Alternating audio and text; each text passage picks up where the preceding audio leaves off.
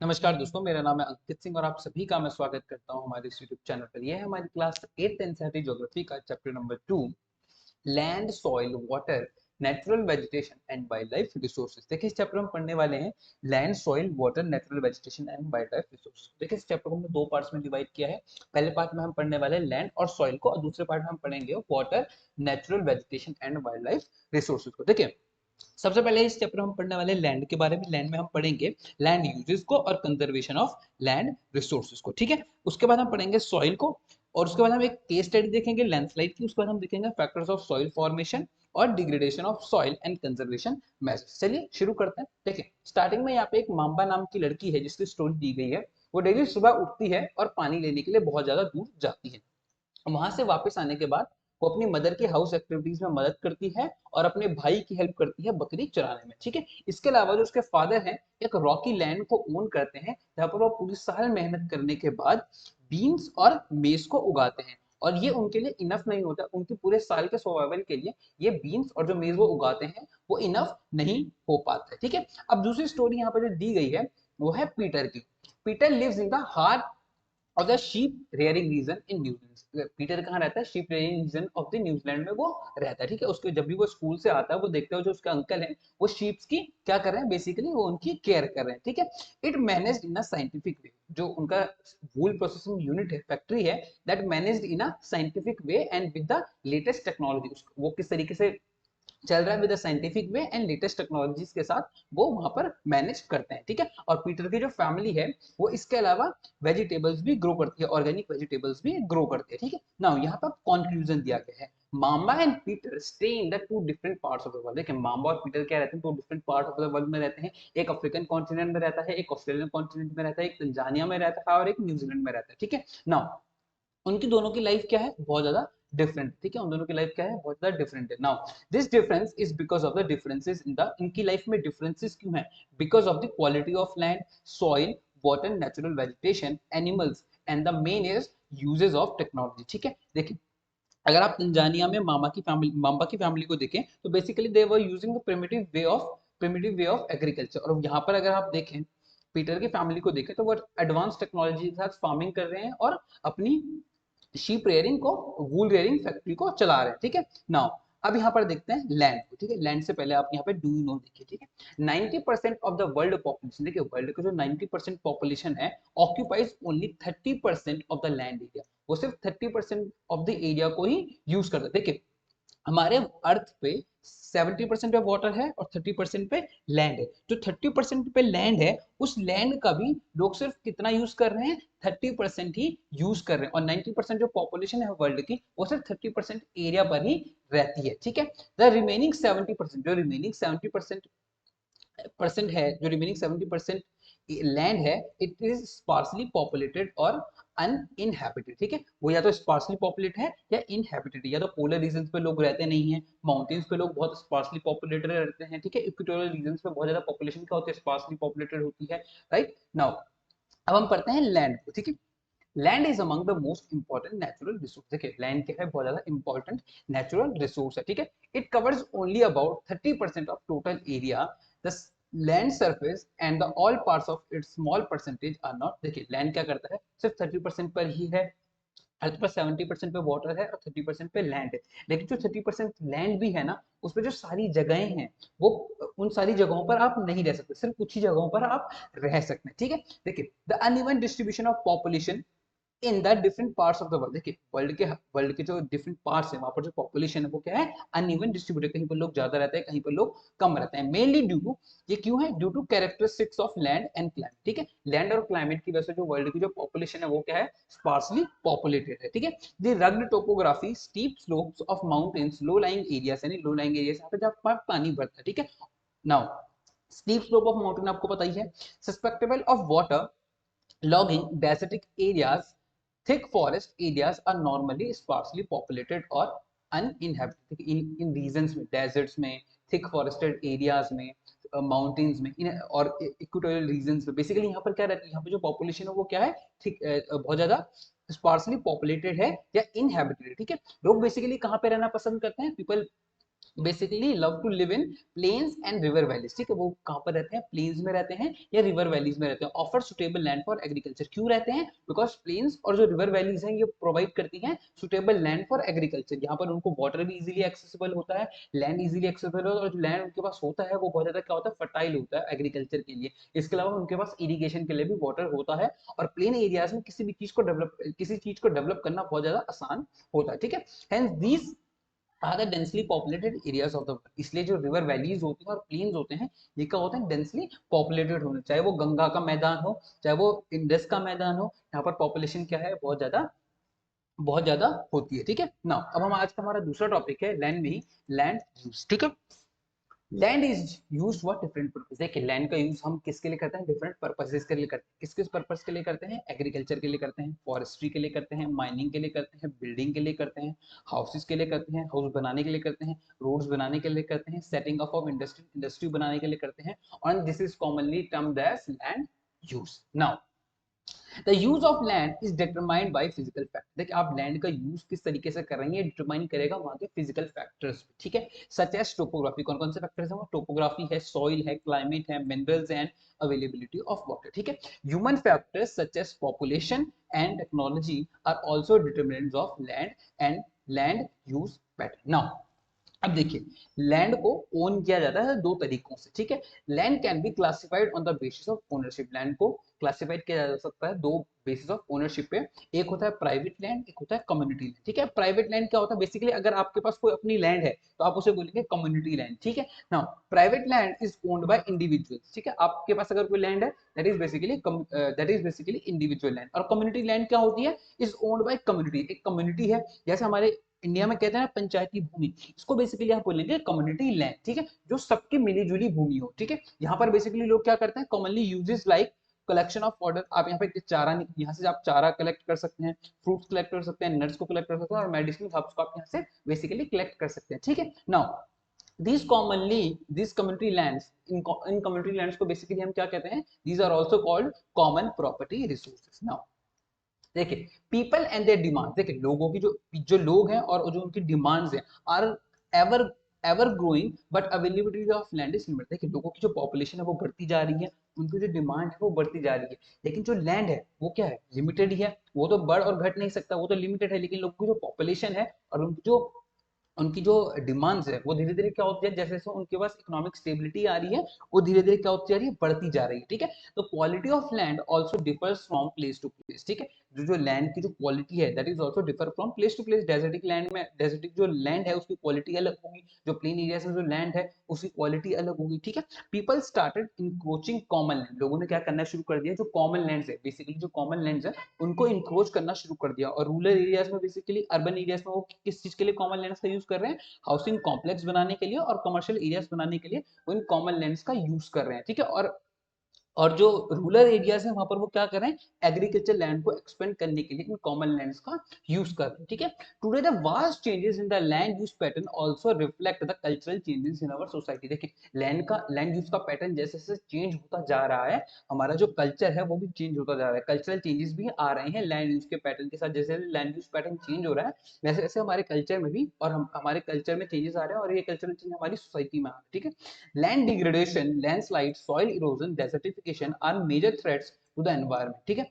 ये सारी चीजें देखिए degradation, landslide, soil erosion, desertification are the major threats, ये हमारे एनवायरमेंट के लिए क्या है, थ्रेट्स है, because of the expansion of agriculture and construction activity, और ये क्यों हो रहा है, because of the agriculture and construction activity, जिस तरीके से एग्रीकल्चर के लिए एग्रीकल्चर और कंस्ट्रक्शन, देखिए कंस्ट्रक्शन एक्टिविटीज कहाँ पर की जा रही है, बेसिकली एग्रीकल्चर लैंड पर की जा रही है, और जिसके से एग्रीकल्चर जो लैंड है वो कम होती जा रही है, और एग्रीकल्चर लैंड को कहाँ पर फैलाया जा रहा है, फॉरेस्ट पे, फॉरेस्ट को कट किया जा रहा है और उनको एग्रीकल्चर लैंड में क्रिएट किया जा रहा है, इसकी वजह से क्या हो रही है, प्रॉब्लम्स क्रिएट हो रही है, राइट। नाउ आज का हमारा जो दूसरा टॉपिक है that is conservation of land resources, ठीक है।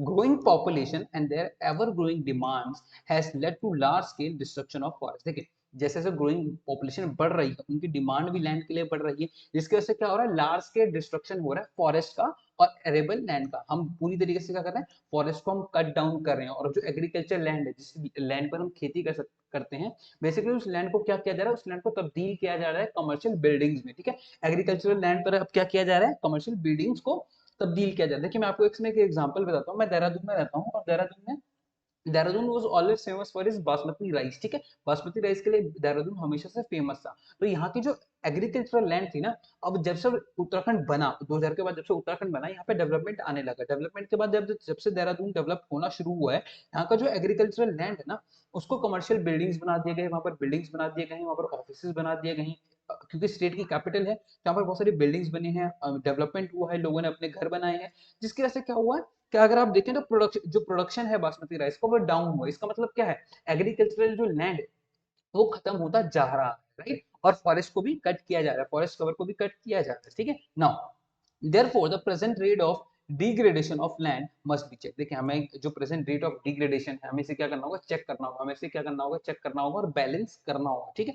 अफॉरेस्टेशन, ठीक है, land reclamation, regulated use of chemical pesticide and fertilizer, checks on overgrazing are some of the common method used for, देखिए इन मेथड्स को अगर हम प्रिवेंट करें, इन मेथड्स हम क्या कर सकते हैं, अगर हम इनको कम करें तो हम अपने कंजर्व करें तो हम अपने लैंड रिसोर्स को कम कर सकते हैं, लैंड रिसोर्स को कंजर्व कर सकते हैं। और कैसे कर सकते हैं, अफॉरेस्टेशन से हम कर सकते हैं, लैंड रिक्लेमेशन से। इन सारे मेथड को अगर हम कम करें, इनको हम खत्म कर दें, तो हम अपने लैंड को, अपने अपने लैंड रिसोर्स को कंजर्व कर सकते हैं। नाउ यहाँ पे वेदरिंग का ग्रोसरी दिया हुआ, वेदरिंग आपको समझाता हूँ, लेकिन उससे पहले यहाँ पर देखिए, ठीक है, सॉइल को, ठीक है। The thin layer of granny substance covering the surface of earth, देखिए एक जो थिन लेयर होती है, बहुत पतली लेयर ऑफ जो ग्रेनी सब्सटेंस है, उसको जो हमारी अर्थ की सरफेस के ऊपर है, जो thin layer of granny substance जो हमारे अर्थ के ऊपर है, बेसिकली इसे हम बोलते हैं सॉइल, ठीक है।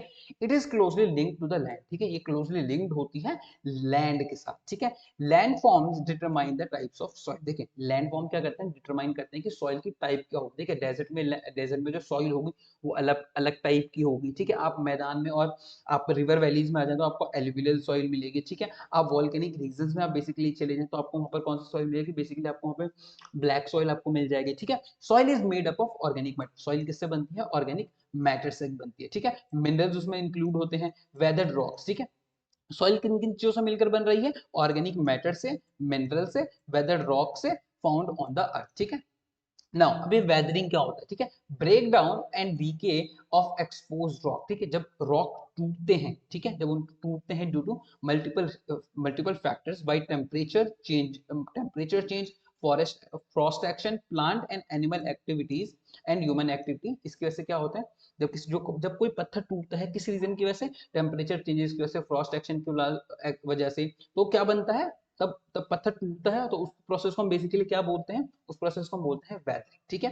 This happens through the process of weathering, ठीक है। The right mix of minerals and organic matter make the soil fertile. देखें अगर सॉइल में जो मिनरल्स का अमाउंट है, अगर वो सही क्वांटिटी में है, तो वो क्या करती है, सॉइल्स को फर्टाइल सॉइल बना देती है। देखिए अगर सॉइल में आप अच्छी अमाउंट में, अगर आप एक गुड अमाउंट में, अगर आप अच्छे फर्टिलाइजर्स को यूज करते हैं, तो सॉइल क्या हो जाती है, फर्टाइल हो जाती है। नाउ अब है हमारा लैंडस्लाइड के बारे में, हम एक केस स्टडी को देखते हैं, लैंडस्लाइड होता क्या है, लैंडस्लाइड से रिलेटेड यहाँ पे एक केस स्टडी दी हुई है। Landslide is simply defined as, landslide क्या basically a mass movement of rock, mass movement मतलब एक बहुत बड़ी अमाउंट में मास मूवमेंट ऑफ रॉक्स है, ठीक है। Mass movement of rock debris on earth down slope, ठीक है। Now they often take place, कहां पर होती है बेसिकली, लैंडस्लाइड होता कहां पर बेसिकली, ठीक है, जहां पर अर्थक्वेक आते हैं। बेसिकली जब दो प्लेट्स टकराएंगे तो कहीं ना कहीं पर डिस्ट्रक्शन होगा, जिसकी वजह से क्या होगा, लैंडस्लाइड आएगा। फ्लड आने पर आपने सुना होगा, बहुत बड़ा फ्लड आने पर काफी बार लैंडस्लाइड होता है। एंड वॉल्केनोज जब जब एक्टिव होते हैं, तब कब क्या आते हैं, लैंडस्लाइड आते हैं, ठीक है। A prolonged spell of rainfall can cause heavy landslide that can block a flow of river for a quite some time. देखिए जब जब हैवी रेनफॉल होता है तब भी क्या होता है, लैंडस्लाइड होता है। और कई बार ये जो लैंडस्लाइड होता है, ये रिवर के रास्ते को भी चेंज कर देता है, रास्ते को भी रोक देता है, इतना हैवी लैंडस्लाइड होता है, ठीक है। The formation of river blocks can cause havoc to the settlement downstream on its bursting, ठीक है। देखिए कभी कभी क्या होता है, the formation of river blocks, कभी कभी जो जब हैवी लैंडस्लाइड होता है तो सेटलमेंट्स को भी नुकसान करता है, ठीक है। कई बार जो रिवर अपना वाटर चेंज कर लेगी, लैंडस्लाइड की वजह से रिवर अपना वाटर चेंज कर, इसकी वजह से क्या होता है, बहुत ज्यादा हेवी डिस्ट्रक्शन होता है, ठीक है। In the hilly terrain, landslide have been a major and widely spread out natural disaster and often strike life and property occupy a position of major concern. देखिए कई बार क्या होता है, हिली एरियाज में क्या होता है, लैंडस्लाइड बहुत ज्यादा होता है। आपने सुना होगा जैसे जैसे मानसून आता है, इंडिया के जो हिमालयन रीजन है, बेसिकली अगर आप हिमालयन रीजन की बात करें और स्पेशली उत्तराखंड और हिमाचल की अगर आप बात करें, उत्तराखंड, हिमाचल और सिक्किम की बात करें, तो आपने सुना होगा कि यहाँ पर बहुत ज्यादा लैंडस्लाइड होता है, ठीक है। और लैंडस्लाइड की वजह से बहुत क्या होता है, इकोनॉमिक लॉसेज होते हैं, इकोनॉमिक लॉसेज होते हैं, ह्यूमन लॉसेज होते हैं, ठीक है, बहुत लोगों की जान जाती है, बहुत सारी प्रॉपर्टी डैमेज होता है, तो ये सारी चीजें होती हैं, ठीक है। अब यहाँ पे केस स्टडी दी हुई है, a massive landslide hit Pangi village, ठीक है, एक मैसिव लैंडस्लाइड हिट किया Pangi village near the Reckong Peo in Kinnaur district, ठीक है, किन्नौर डिस्ट्रिक्ट ऑफ हिमाचल प्रदेश को इसने हिट किया, ठीक है। Damage 200 metre stretch of old Hindustan Tibet road, ठीक है, इसने डैमेज किया old Hindustan Tibet and road को, जो नेशनल हाईवे 22 पे, ठीक है। This landslide was triggered bye intense blasting eight Pangi, इसकी किस वजह से हुआ, इंटेंस ब्लास्टिंग की वजह से हुआ, जो पंगी विलेज में ब्लास्टिंग हुई इसकी वजह से यहाँ पर क्या हुआ, मास लैंडस्लाइड हुआ। Due to the blasting this weak zone of slope collapsed and caused intense damage the road and nearby village. इसकी वजह से क्या हुआ, रोड को बहुत बड़ा नुकसान हुआ, 200 मीटर रोड खत्म हो गई, और इसके अलावा जो वहाँ पर लोकल्स थे, वहाँ जो नजदीक में जो विलेजेस थे, वहाँ पर रहने वाले लोगों को बहुत ज्यादा नुकसान हो, लेकिन इन लोगों को पहले ही वहां से सुरक्षित एक जगह से दूसरी जगह शिफ्ट किया जा चुका था, जिसकी वजह से इतना डैमेज, जो ह्यूमन डैमेज था, वो नहीं, लॉस ऑफ लाइफ नहीं हो पाया, ठीक है। नाउ आप इससे बच कैसे सकते हैं, अब लैंडस्लाइड से आप बच भी तो सकते हैं, कैसे, ठीक है। आप पहले से ही जहां पर लैंडस्लाइड ज्यादा होता हो, आप वहां उस प्लेस की बेसिकली आप क्या कर लें, उसकी आप मैपिंग कर लें, साइंटिफिक आप मैपिंग कर लें, तो क्या हो जाएगा, आप इस लैंडस्लाइड से बच सकते हैं। कि बेसिकली हिमालयन रीजन में आप किसी पॉइंट को, अगर आप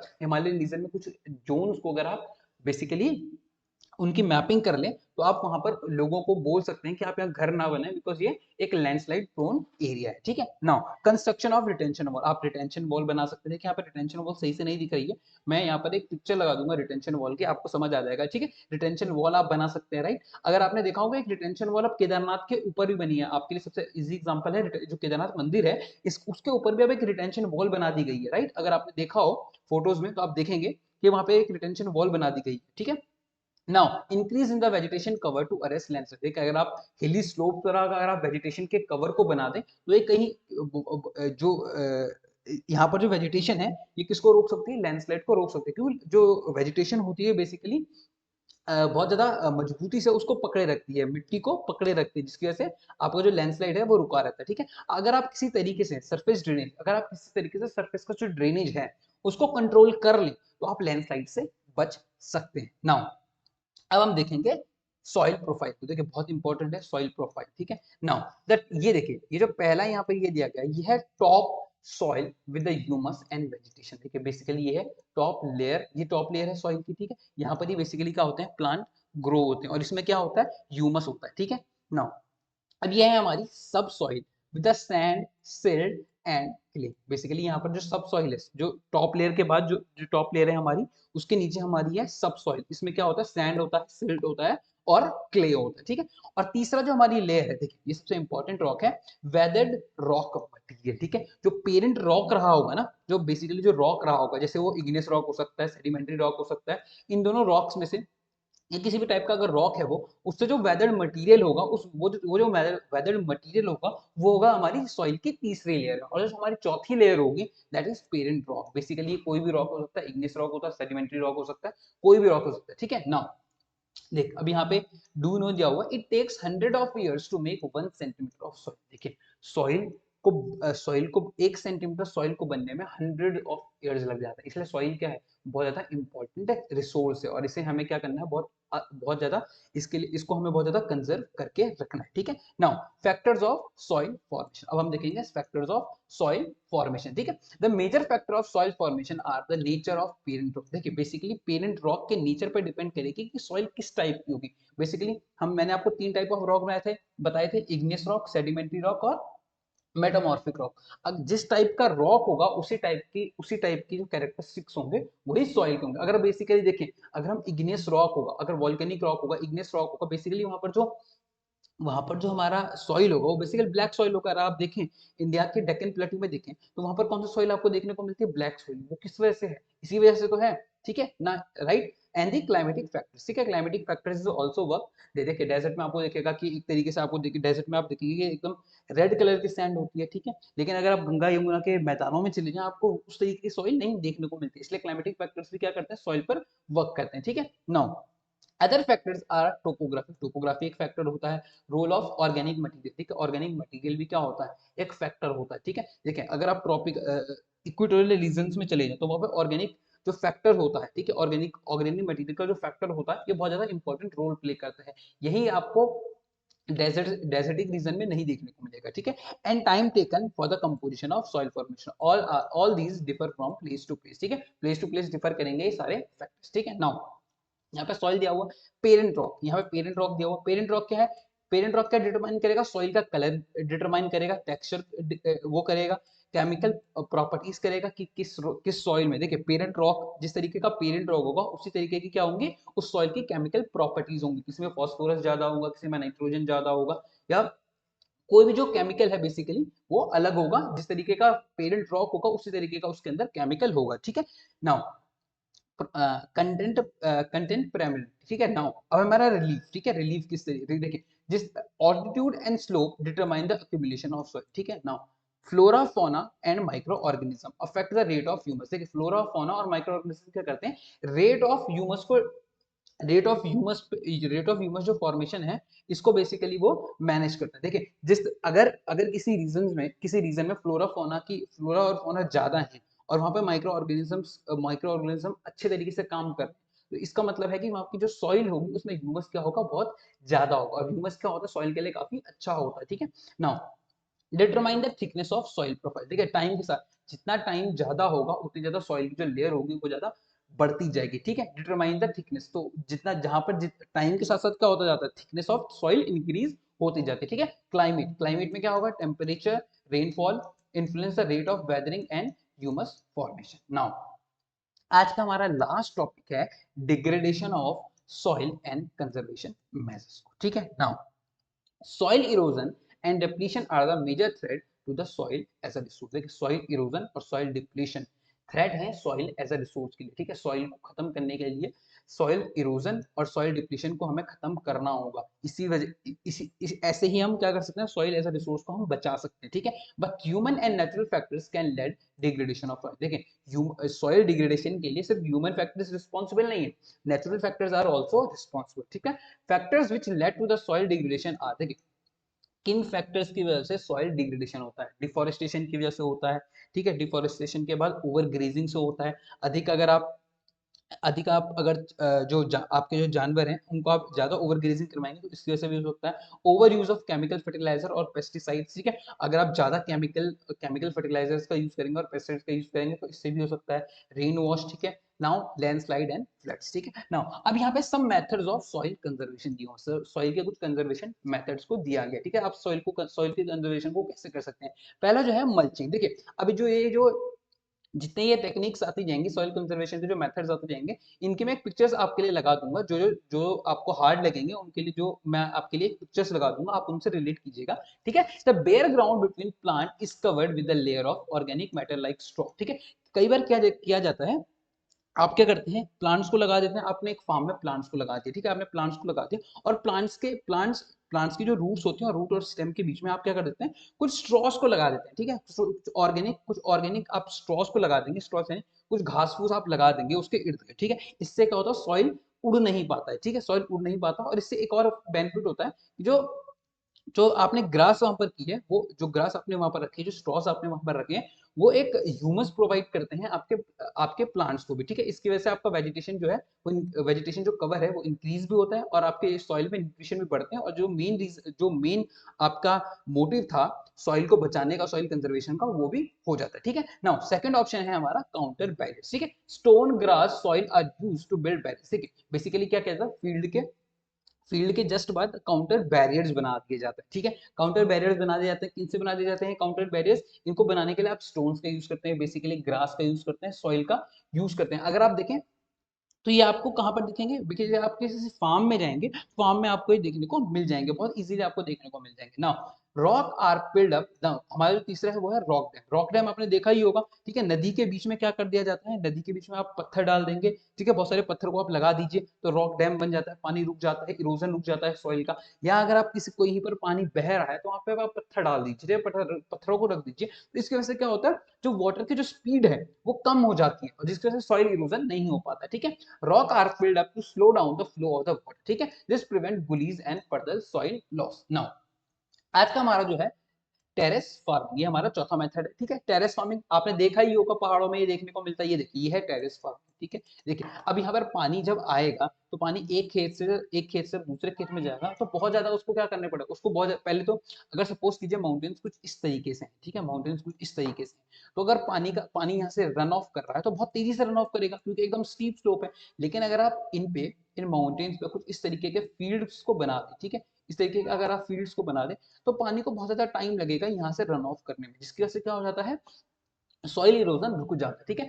फ्लैट बोर्ड स्टेप्स और terraces are made on the steep slope so that flat surfaces are available to grow crops, ठीक है। बेसिकली इस तरीके का जो आपको इस तरीके की जो टेरेस फार्मिंग है वो आपको माउंटेनियस रीजन में मिल जाएगी। आपको हिमालय इंडिया का अगर आप हिमालय रीजन में देखने जाएं तो आपको इस तरीके का जो टेरेस फार्मिंग है वो देखने को मिल जाएगी, ठीक है। They reduce run off surface run off and soil erosion, ठीक है। नाउ अब है इंटरक्रॉपिंग, ठीक है। Different crops are grown in the alternate routes, देखिए आपके कई बार क्या करते हैं, बेसिकली दो क्रॉप्स आप एक साथ उगाते हैं जिससे आप सॉइल इरोजन को रोक लेते हैं। देखिए बेसिकली क्या करते हैं, जैसे सपोज कीजिए इस रो में आपने कुछ उगा दिया, इस रो में सपोज कीजिए आपने कोई भी क्रॉप उगा दी, ठीक है। इसके बाद वाली जो रो है ना इसमें आप दूसरी क्रॉप उगाएंगे, ठीक है।